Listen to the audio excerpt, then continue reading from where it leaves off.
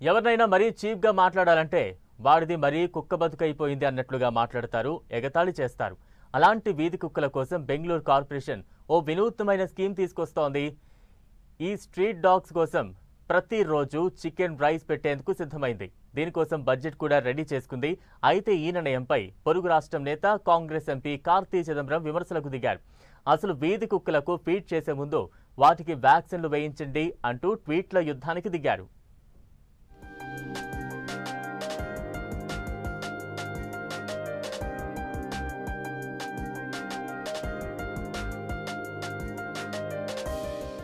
బెంగళూరులో ఓ variety scheme.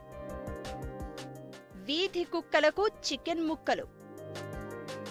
బృహత్ బెంగళూరు మహానగర పాలికే ఓ వినూత్న పథకానికి శ్రీకారం చుట్టింది. ఇది దేశవ్యాప్తంగా కూడా ఒకంత చర్చకు దారితీస్తోంది. నగరంలోని 5,000 వీధి కుక్కలకు ప్రతిరోజు చికెన్ రైస్ పెట్టే పథకం పట్టాలెక్కిస్తోంది. ఈ డాగ్ ఫీడింగ్ స్కీమ్ కింద బీబీఎంపీ ప్రతి కుక్కపై రోజుకు 22 రూపాయలు ఖర్చు పెట్టబోతోంది.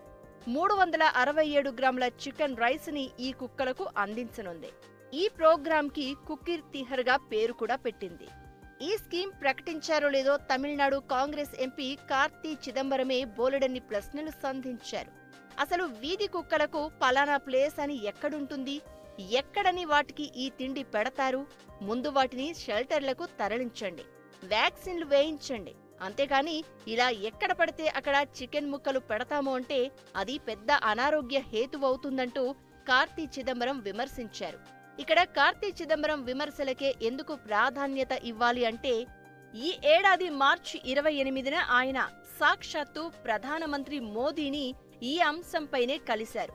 వీధి కుక్కలతో ప్రజా ఆరోగ్యానికి ఉన్న ప్రమాదంపై మోదీతో మాట్లాడారాయన. దేశంలో 6,20,00,000 వీధి కుక్కలు ఉన్నట్లుగా కార్తీ చిదంబరం చెప్పగా, రెబిస్ లాంటి ప్రాణాంతక వ్యాధులకు కారణం కూడా ఇవేనంటూ ఆరోపిస్తున్నారాయన.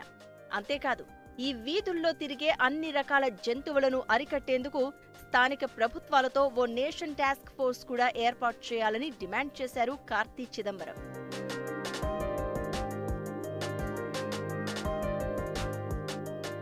కార్తీ చిదంబరం విమర్శలతో సంబంధం లేకుండా బీబీఎంపీ పశుసంవర్ధక శాఖ ఈ కుక్కర్ తిహర్ స్కీమ్ కోసం టెండర్లను కూడా ఆహ్వానించింది. ఒక్కో జోన్లో 500 కుక్కల చొప్పున 8 జోన్లలో సర్వీస్ ప్రొవైడర్ల నుంచి బిడ్లను ఆహ్వానించింది.